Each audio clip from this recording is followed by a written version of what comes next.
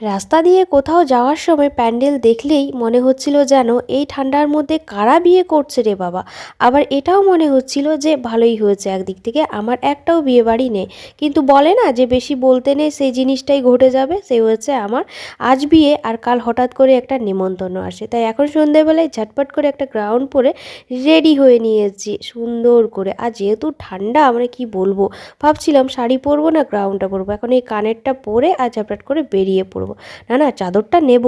তো পৌঁছে গেছি এখন এই যে বিয়ে বাড়িতে, কিন্তু এখন এখানে দাঁড়িয়ে আছি কেন এটাই ভাবছো? অপেক্ষা, মানে সবাই একসাথে যদি যাওয়া হয়, মানে নেমন্তন্ন হলে যা হয়। তো যাই হোক, অবশেষে সবাই চলে এসছে, এখন ভিতরে যাবো। আর কি দারুণ একটা গেট বানিয়েছে দেখো, ঠান্ডার মধ্যে কি বলবো। এই দেখো এখানে বিয়েতেও বসে গেছে। আর খুব একটা ভিডিও করতে পারছি না, বুঝতেই পারছো। আর এখন যেটা মেন আকর্ষণে চলে এসেছি আমরা, খাওয়া দাওয়া। চলো আজকের মতো টাটা, দেখা হবে পরের একটা ব্লগে, বাই।